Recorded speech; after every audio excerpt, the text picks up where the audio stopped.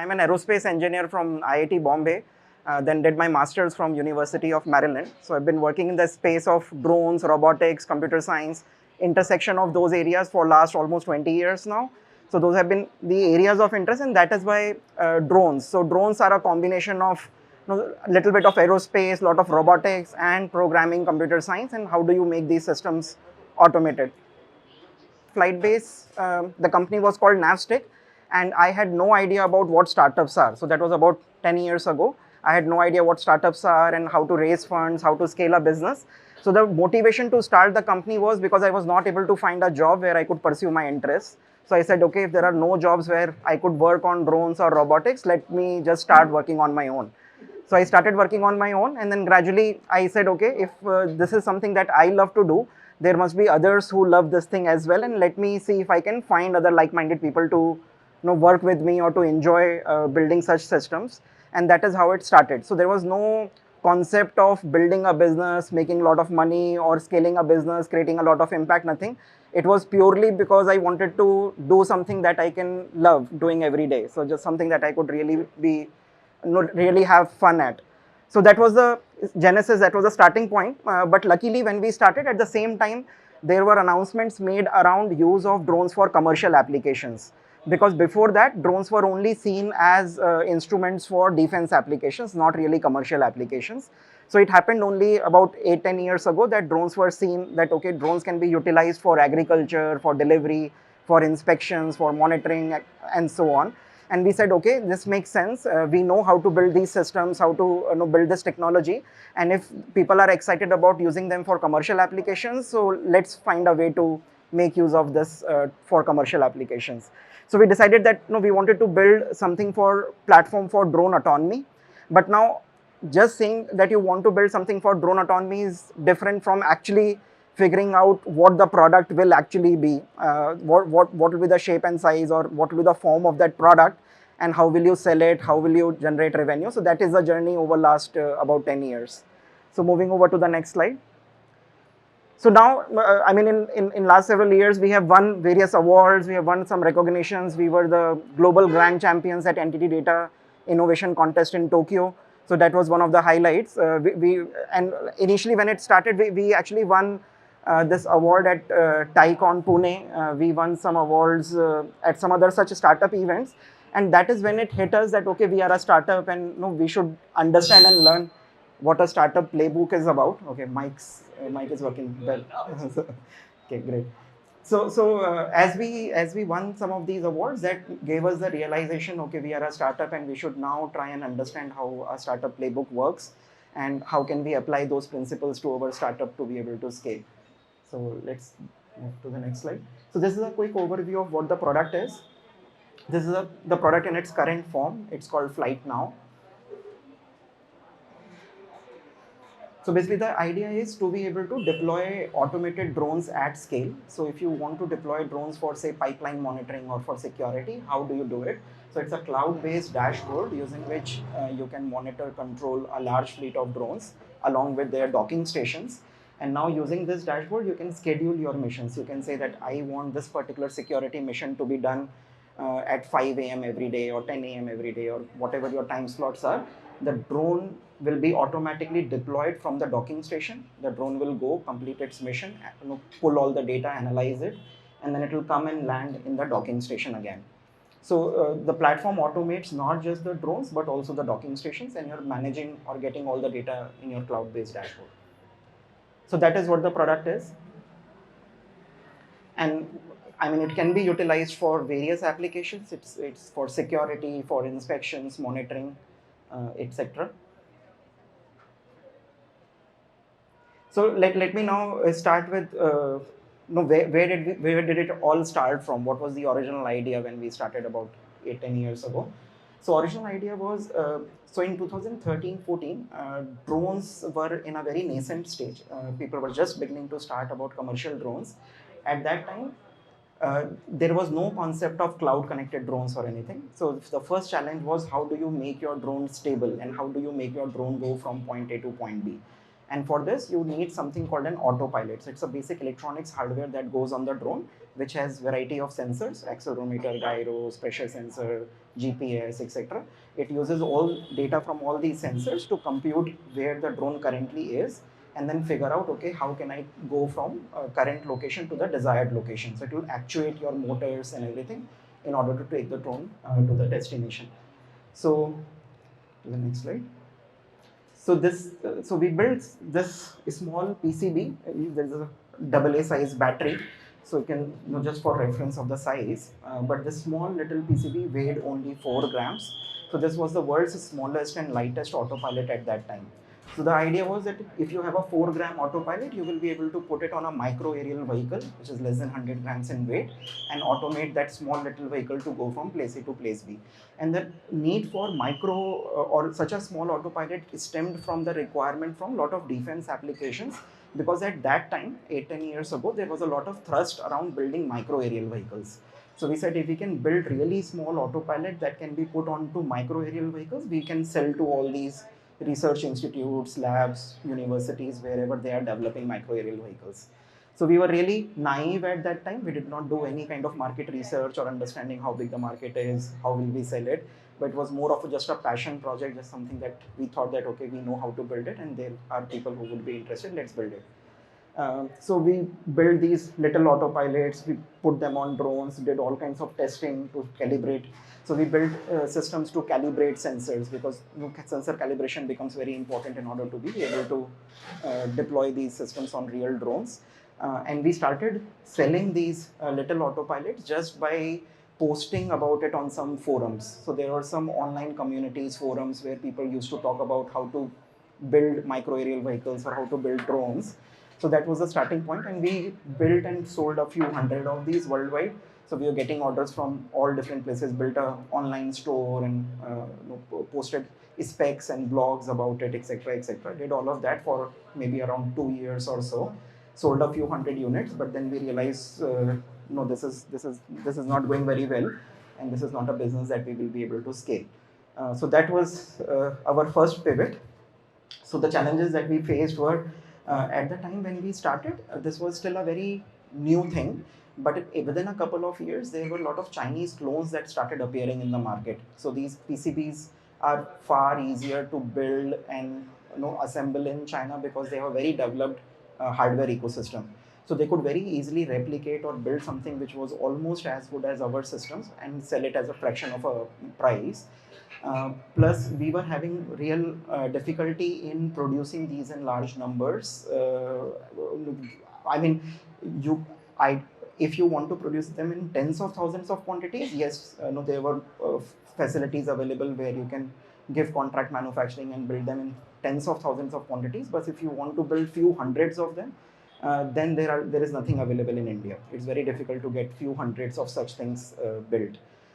Or the quality will not be at par, will not be at par with the international quality that is available in China, etc. So in the end, we did a lot of analysis. While we were making money, this was going okay, but we realized that this is not something that we will be able to scale going forward. And we needed to find a different way to approach this market, or come up with a new product which is highly differentiated, where we could command the margins, where we could really see a potential to scale. So that was the genesis for our first pivot. So moving to the next slide. So first pivot was going from these autopilots to flight computers. So flight computers are much more sophisticated, where it is not just an autopilot, but it also has an image processing engine. It has a lot of more other capabilities available on board, along with the basic software stack, which can be utilized to develop more intelligent systems. So you can build algorithms like, if you detect this, do this, or follow a moving object, or land precisely somewhere, or do collision avoidance and things like that. So it's not just going from point A to point B, but adding more intelligence to it. So this was our first pivot. Here we built something, this is a small box size of flight computer. It consists of an autopilot, but also additional capability, but we were not able to hit that target. We built some onboard applications for customers to start using this autopilot. So these were free applications. So we built an operating system for this flight computer. We called it Flight OS, and we built a bunch of applications. All these applications in the software was given away as bundled with the hardware. So if you buy a Flytpod, you will get FlightOS, you will get all these applications so that you can start using it. And then it came with its own APIs and everything. So you could utilize that to build your own sophisticated applications on top. So we tried this out again. After a year and a half, we realized it's not going to work out. And the reason for that was, so we realized again, lack of hardware ecosystem. So we were continuously going against the stream or against the flow, because we were trying to do something which our ecosystem is not geared for. So we realized we only had a choice: either quit doing hardware or pack your bags and go to Shenzhen in China, where you have all kinds of manufacturing facilities, everything, so that you can leverage that and quickly build these at the right quality, at the right price. So after 1.5 years of struggle, we decided to exit this business. So this was again a hard decision, because a lot of blood and sweat went into designing, building, doing a lot of campaigns, writing a lot of documentation, providing support. So we had customers who were using this product, but then after a lot of discussion, we realized that it was not going to make sense, and it's better to just quit and do something else. And that is when, because we had built a software stack for this flight computer, we now understood how that software stack works and how that software stack could be very valuable going forward. So we decided to exit from the hardware business, but continue with just the operating system business that was designed for this flight computer. And by that time, there were other hardware options becoming available from Intel, from Qualcomm, and we said we can make our software compatible with all these different other options that are in the market, and focus only on building this software as a product. So moving to the next slide, from flight computers to drone OS now. And next slide. So this was the FlightOS operating system, which was compatible with all these different kinds of single board computer from Raspberry, NVIDIA, Intel, Qualcomm, and so on. So we had a huge range of compatible devices. So the proposition was that anybody who wants to build intelligent drones can buy one of these companion computers or single board computers, install it on your drone, then use our software, which will come with all the libraries, everything, so that you can immediately start programming advanced routines for your commercial drones. Right? And we also made our software compatible with different kinds of sensors. So different kinds of cameras, LiDARs, etc., etc. So if you had to use these cameras or LiDARs in your application, our software will make it very easy for you to do that. So because of all these factors, unless customer is willing to pay a very high amount, it was just not viable. It did not make sense. Like unit economics would break.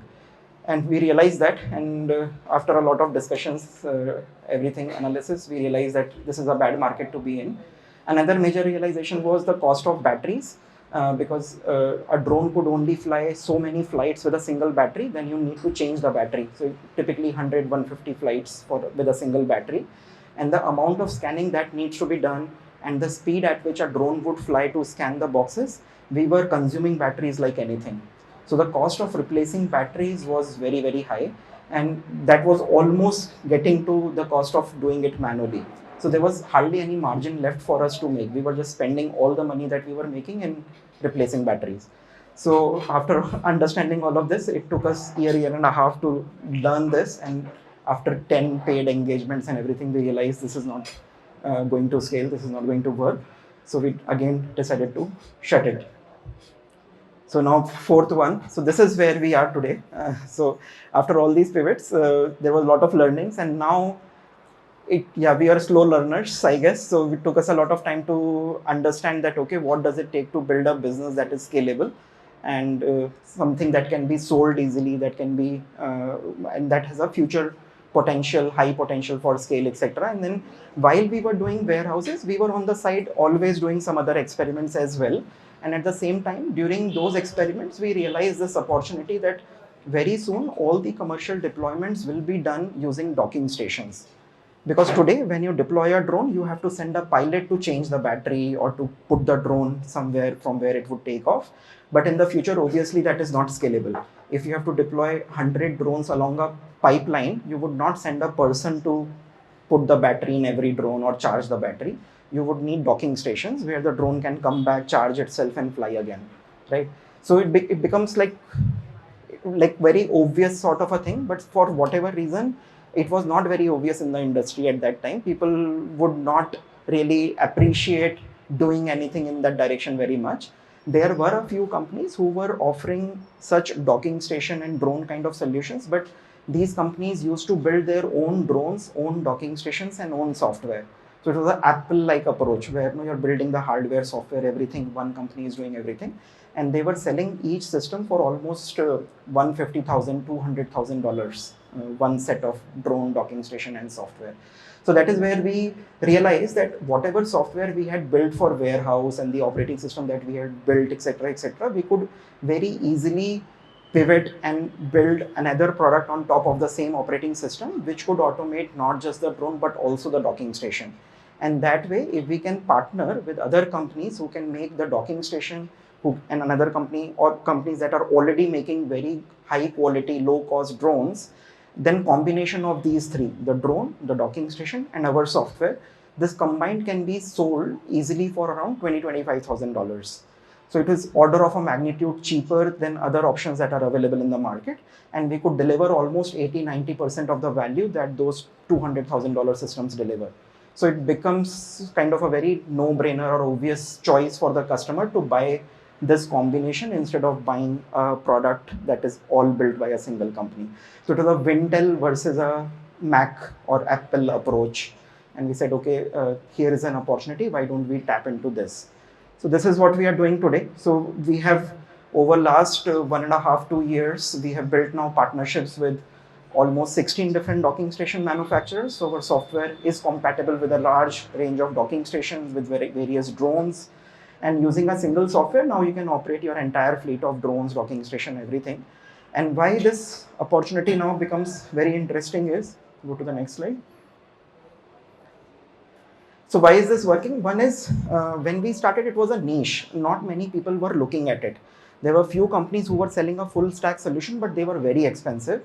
And customers at that point used to think that these are very expensive systems, so we don't need them. We would rather just send a person and do it manually. But because we have been in this industry for a long time, somehow we were convinced that this is not how things will be in the future, and we will need automated systems at a lower cost. So it was a niche that was not very crowded. Next one.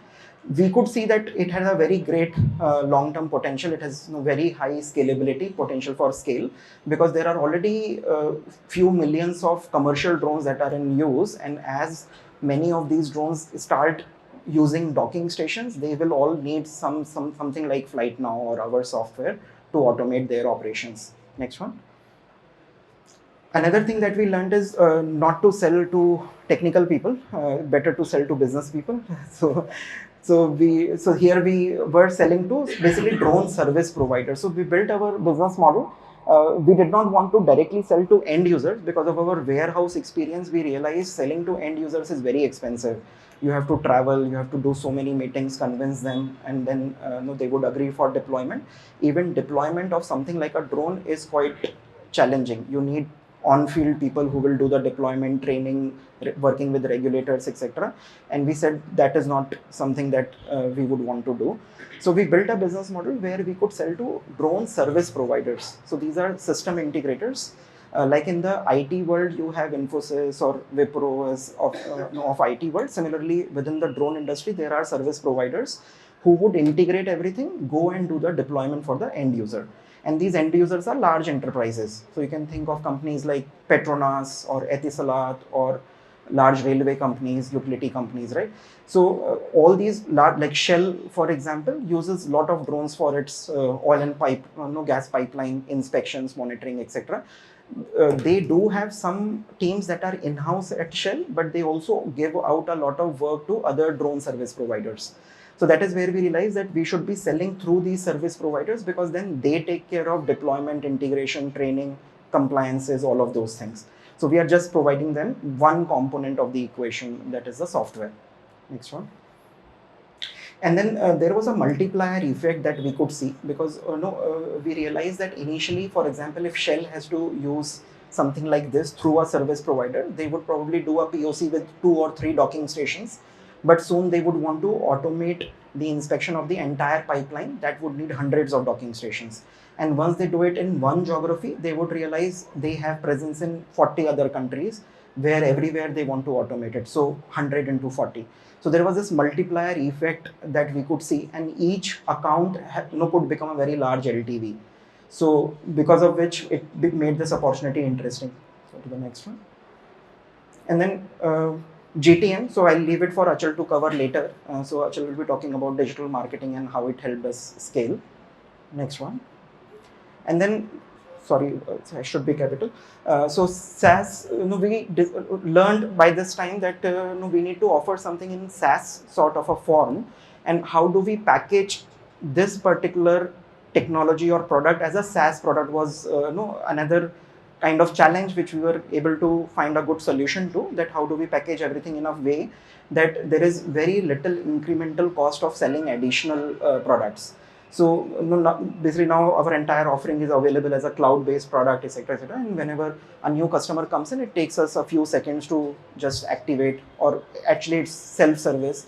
They can go online. And now just summarizing some of the key lessons in next 5 minutes. So lesson 1 was, so basically what makes a, like when we reflect on our journey, we started from a point where we had no idea about what startup is and know how to make money or anything. It was just a passion project that we started with, and then over the course of time we have learned our lessons and figured out, okay, how to make something that is scalable and how can we create a large impact, etc.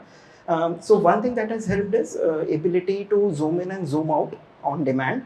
What that means is we have to look at the long-term potential of whatever we are doing.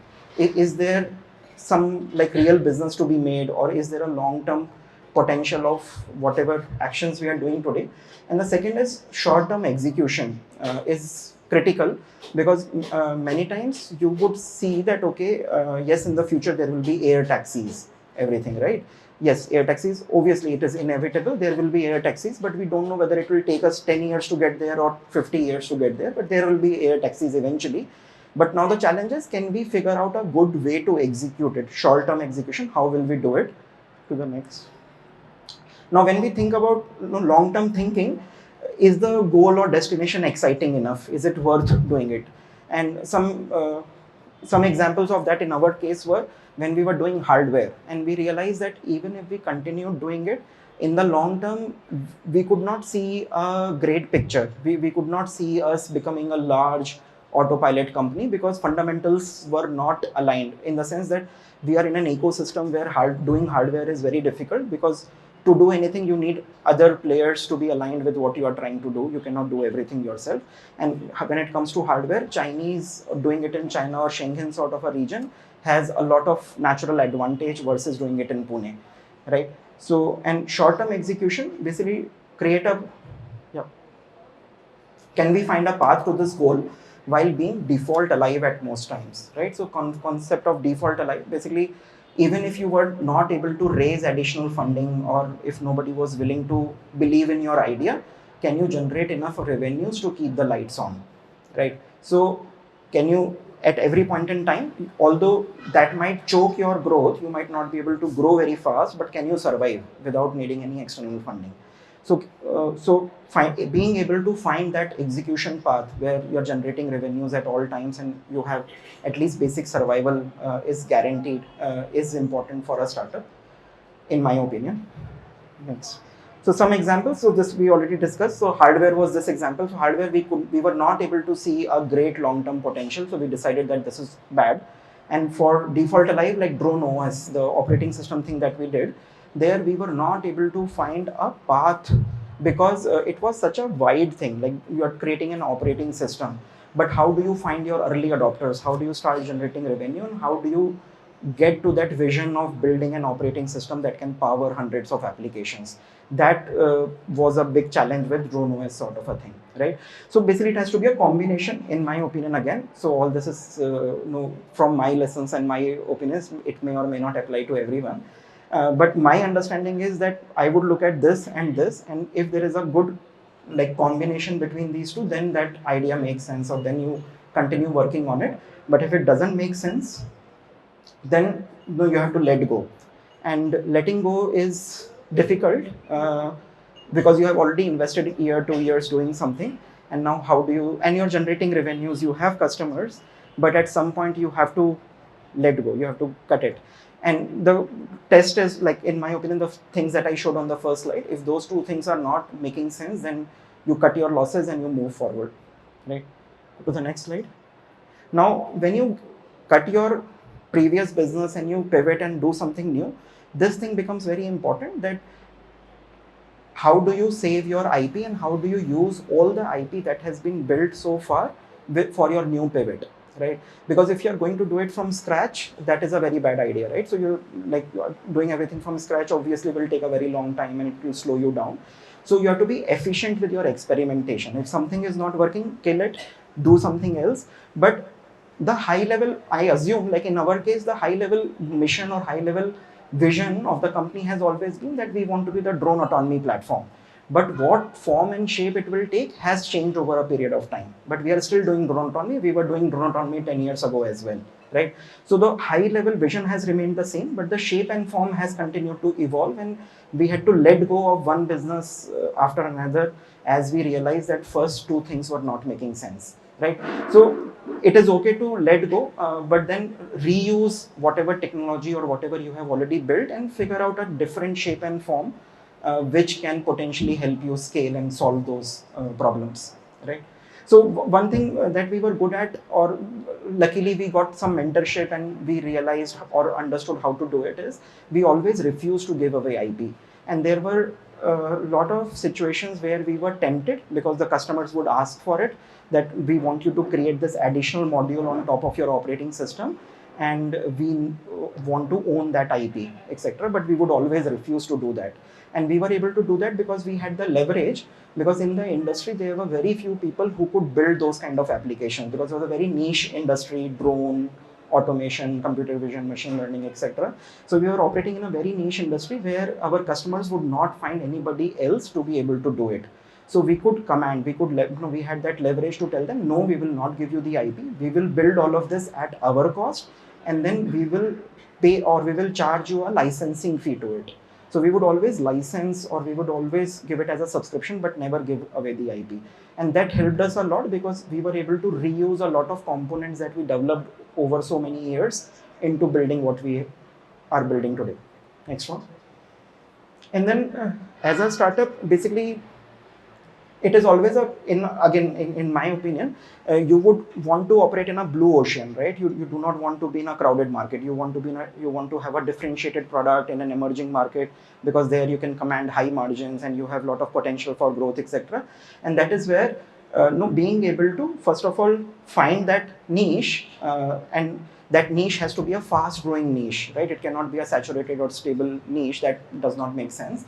So from your experience, expertise, you have to find that, okay, this is the niche that I understand very well, and this is going to be a big market sometime in the future. Today it is small, but in the future it will be a big market.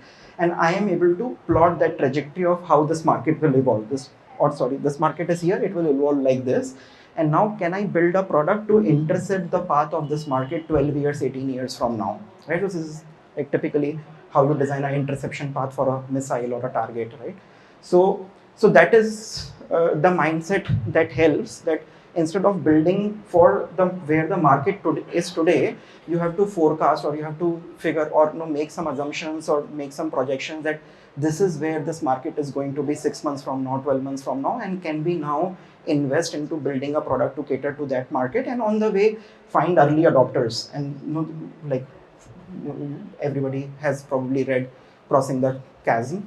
So, finding those early adopters who would be excited to work with you and who see the same vision for the future. They also realize that market will reach there, and let me work with this person to crack that market, right?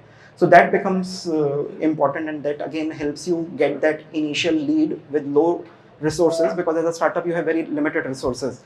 So with those limited resources, how do you build expertise into something and still be able to do something which will be highly valuable or scalable in the future? Next one.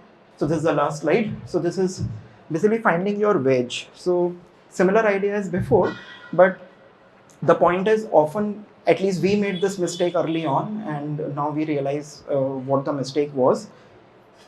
So being everything to everyone does not work.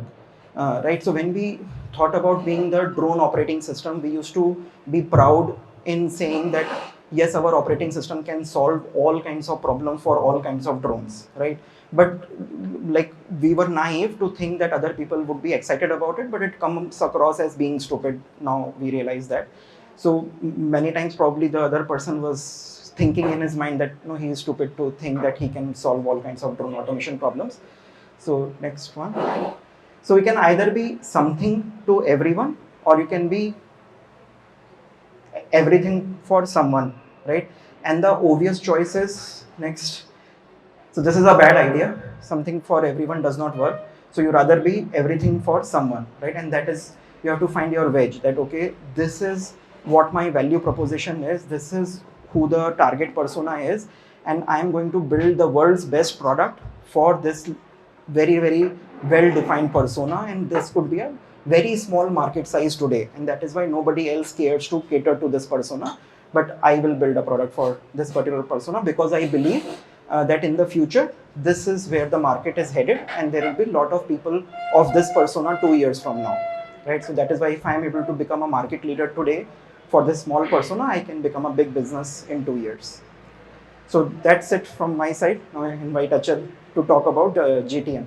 Be focusing on the GTM piece and sharing some of the hacks or the things that have worked for us, right? How we have chosen the specific objects or specific strategies, right, to tackle global market. So first, let's talk about challenges where we are, right? What were the challenges when we started, and these challenges still are there. So the first one is, of course, we are into deep emerging tech. It's a blue ocean. There's no playbook. There are no other companies who are doing this, right? It's a very long-term game where people are looking to use drones and orchestration and automated technology to solve different business use cases, right? In this area. The second is it's highly regulated. So every drone, every country has different regulations. Even US, Canada have different regulations in drones, no matter where you are. In some cases, even few states have different regulations in some countries as they're operating. So it's highly regulated where how you can operate drones, how to get permissions and everything.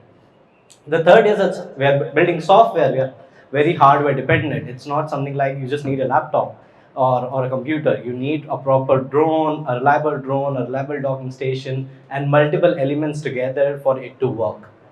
The next one is finding customers globally. How you do that, right? Of course, we're going to talk about that. The next one is we want to be into building B2B SaaS. So all of these challenges, we're building a product, we're building a software, and we want to be in SaaS where we want to sell subscriptions. Then, of course, as we are deploying this technology, this is maintenance and deployment heavy, where somebody has to go. As we learned from our warehouse story, where we had to go to, say, Madrid, we had to go to Texas to deploy, spend months there to configure the solution. And then after that, you need maintenance because batteries need to be changed or something or other would break down. So it's a very maintenance and deployment heavy industry. And ultimately, it's this. So basically, it is, we can go to the next slide. So it boils down to finding, can you click? Needle in the haystack, right? How do you find?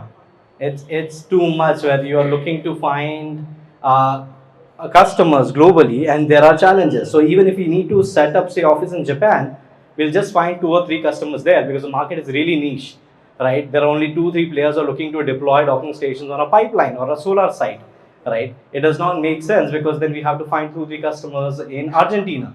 So now there is a customer deploying power plant drones on a power plant. How would you find that? So ultimately, it becomes a problem of finding needle in the haystack, right? And of course, the question is, how do we find needle in the haystack? So what's the answer? Use a magnet. Use a magnet, right? So, and when we come to the magnet, what is the best magnet we have? How can we create the best magnet? And that is, of course, digital marketing, right? So digital marketing has been the backbone of building Flytbase over the last decade, where we have been very deep into, so it takes a day to do a workshop. I will just conduct, it's not something that if you just pick up India, you'll find everything here, or just go to US, you'll find everybody in the US. Regulations would not allow to do beyond visual line of sight operations, where you cannot send the drone. You always need to have people looking at the drone. Now, some countries are moving forward with regulations, some are not.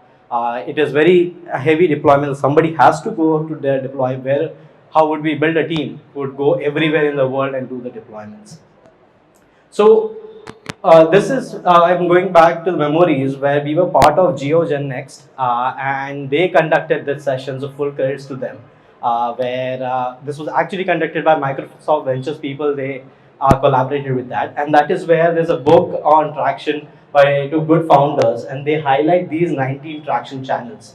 Right. So today we would not have time to go to everything, but I'll tell you what worked for us and how did we arrive. So this has multiple things where a lot of things you would already recognize, like SEO, viral marketing, PR, email marketing, engineers marketing, and there is plenty of content available online.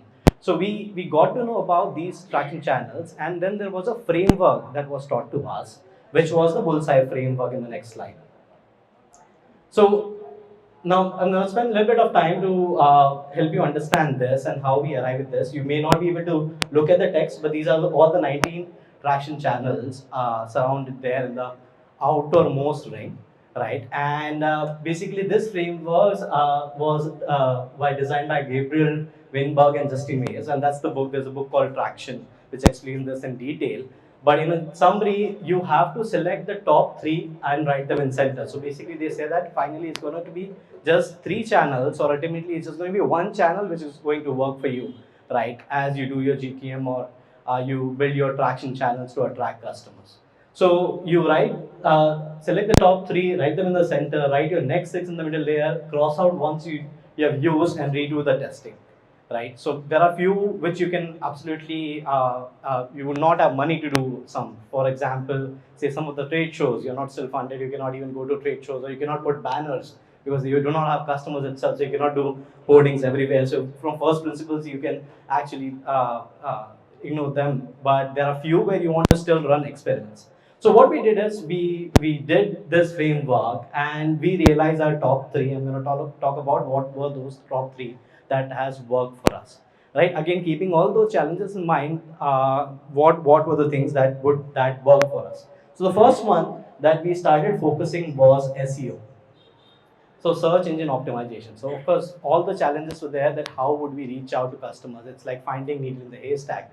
We don't even know who to reach out to, right? Let's build a magnet where people can reach out to us. And since it's an early industry, if we have specific focus on SEO, we can build a topical authority, right? Where people who are searching for something like a drone in the box software, you can see the first 5, 6, 7 links are just Flytbase, right? From the top, that is Flytbase, that is Flight Now, which is the product name, videos, and if you go down, you'll still see our content. The first page is captured. Again, going to the part of wedge, this is very niche, right? If you search drone software, yeah, plenty. Now the market is quite big enough, right? You have a drone software to even do your photo shoots, right? In weddings, or if you want to do any kind of stuff to fly a drone in a pattern. But it ultimately boils down to that niche where we have, as through the journey when it spoke about, we figured out our niche of drone in the box software.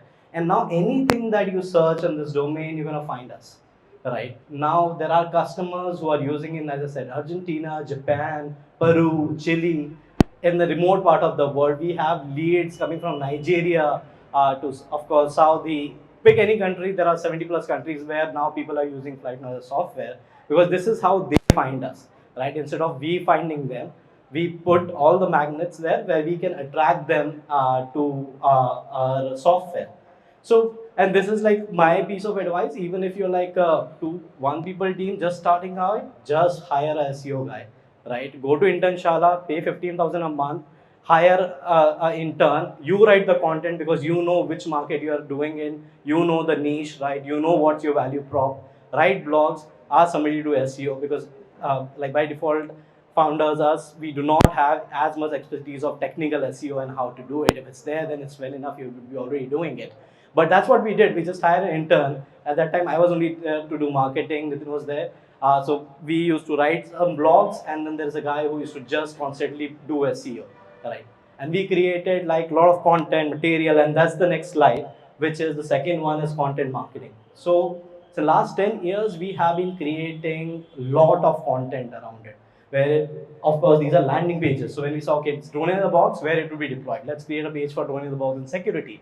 Let's create drone in the box in inspections, drone in the box in public safety, solar sites, right? And then there is a SEO guy who's ranking it. So whenever somebody is searching for that, that comes up on the top, and we have the lead capture form where they can put all the details, they can see the videos, everything, and we get the lead, and that is where the business development team takes it up, talks to them, shows them more demos, and close the deal, right? And the sales process start. But that is how you do the demand gen, right? So we've been doing a lot of landing pages, lot of blogs, 6 reasons why security business are adopting drones.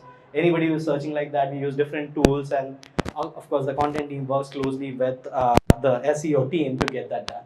And then there are of course dedicated webinars, right? So at initial stages, of course, we had very few customers who started as a partners. We used to just sign a simple MOU or ask them to come on a webinar with us, right? So at every webinar is there somebody. Right now we have Dan here. Dan is a part of a company called which builds sense and avoid technology. So really bringing partners who bring complementary technologies to us, right? Which is helping safe drone operations, right? Or it could be other people who are building hardware.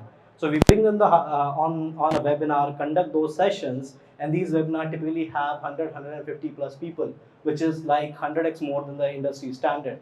Typically, when we talk to people, people even getting 9, 10 people on a webinar is a big deal. So focused on niche, now this has become one of the domain where people just come and attend that they would get out of it. And that has taken, of course, 6, 7 years to do that. But then webinar strategy has worked wonders, where even the biggest organizations in the world have seen those webinars and have come to us asking for the solution. And of course, then the white paper stuff, where when you are reaching out to all the service providers or even end users, white papers really help, where you just reach out to them and send those white papers, and then they start searching for you, and you have a good website, and you learn that. So first is SEO, second is content marketing, and third is the hack of a PR, and which is free. A lot of people think that PR is again a very paid game. You have to pay to a lot of people to get it purchased. But again, if you have nailed down your niche, right, you know your content, there are so many websites who want to publish everything for free. So we used to just write introducing FlightOS, getting an update, new feature release, write a 500 words PR, put an image, put a video. We had listed down all the websites who would publish it, because there are a lot of people who are already creating blogs in that domain. They don't create a product, they create a blog or a news site. So there were so many drone news sites. And it's there in every industry, right? If you're in real estate, if you're in fintech, there are so many blogs, smaller, bigger. Of course, the bigger ones are not going to publish it, but target the smaller ones. And we just used to send this PR to 50 news sites, right? And like 90% of them used to publish, right, on it. And that once it is published, it is a digitally big. And of course, as you start putting that, a lot of the bigger people eye you as well.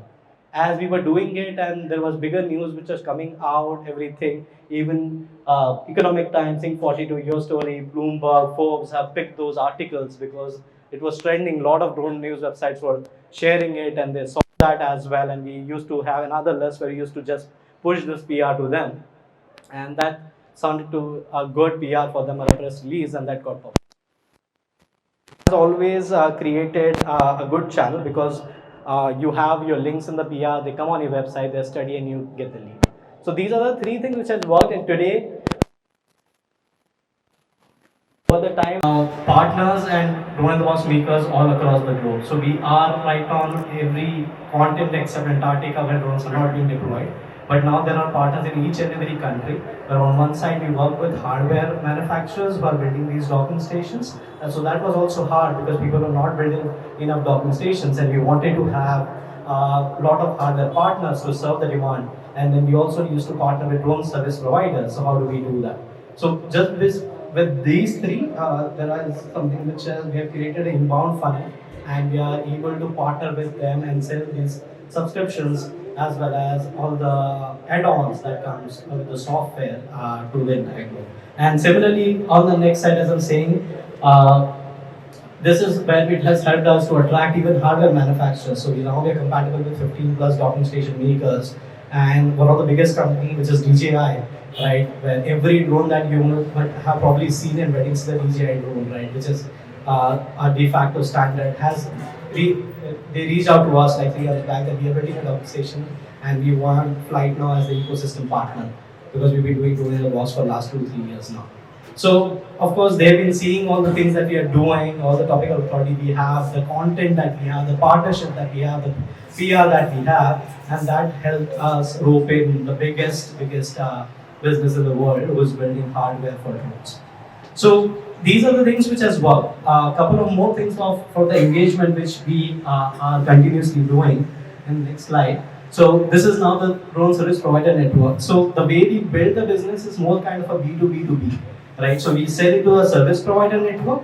Now that takes care of the regulations, right? They are locally, they are doing drone business in Argentina. They know what works here and how to get the regulations done, right? They are there for maintenance and service, upselling, cross-selling, everything. So because they are in that geography and doing drones full time. And that is how we are able to partner with all these DSPs all across the globe, and this partner network is growing. So this is very much like a channel partnership, but these guys also value add on top of it, where they have their own services, maintenance and consultancy that is given to the partner customers out there. Now there are a few more things that we have been doing, which I mostly keep that in engagement or branding, and that has also played well. So I did not put that in the 19 traction channels, but these are part of those traction channels, but we use it for the engagement. So all the parties that we talk to online, there are trade shows where we set up the booth, right? And that is the place to meet as well as brand. There are free speaking engagements where we used to write to all these big trade shows that, okay, they used to look at a website, the blogs, the content, the webinar that we have done, and we used to just apply for a speaker slot and get a free speaker slot and a free ticket. And this ticket would be like $2,000, $2,500. We just need to pay for our flights and accommodation there, and we get the entry to the topmost event in the industry. That was, of course, in the earlier days. And now we set up like a dedicated booth and everything, and that becomes like a meeting place for all the partners. Like it's happening in UK, it's happening in US. It's usually the hub where even people from all over the world, considering even Japan, Korea, everybody's flying there, and that's where we meet them, right, and make that relationship more stronger, right? So all the customers or maybe very potential leads that we've been talking for last 3-6 months, but that becomes a good place to chat with them. And of course, we getting the social media part for engagement, so leveraging that with lot of creativity. So team ran a very good campaign of when DJI got the new hardware was coming, right, that how it would look without our software and how would it look with our software. So going crazy with that effort and content there. And LinkedIn, I had actually put some numbers, but we cannot see it over here from the analytics, but it's growing rapidly. So in terms of the team also, as I said, initially if you're a very small team, you could just be the founder and hire a SEO guy, start building authority of that niche. But as you grow, the structure is you will need, of course, somebody with a good graphic design capability where you can design all that content because that becomes part of it. You need somebody who could conduct your webinars, right, organize. It could be you as a founder who could be going on the webinar, but you need a team. So all in all, when I say the marketing structure or the team who's actually working on it today at this stage where we are, we have a dedicated marketing team who looks after SEO. There's a dedicated team which works on the graphics and videos.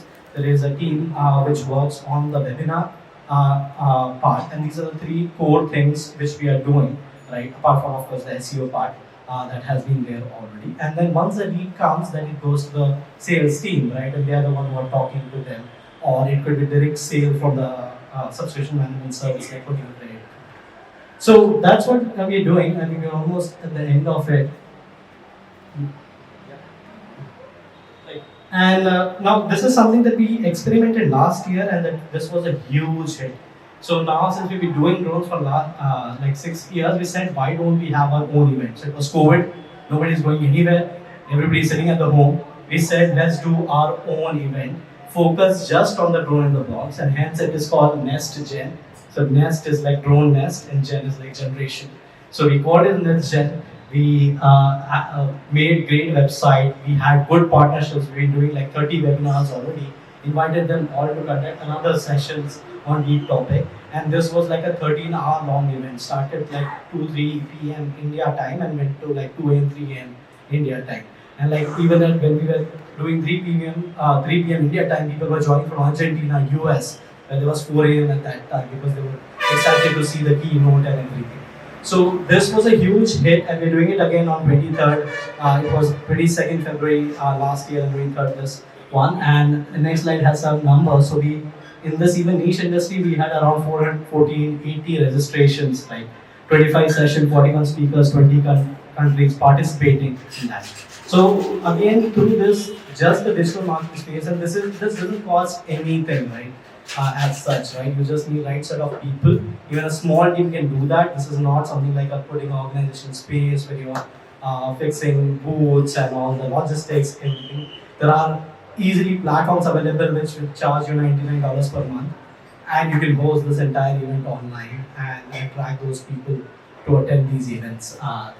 So Nestogen has worked, and this has again roped in very big companies, because as you can see, when the speakers come in, they bring their own network as well. They are also from drone industry, right? Other players who are also coming, they also share that, and becomes the network effect comes into the picture. So yeah, that's it. That's what I have. I'll open for Q&A for Nitin.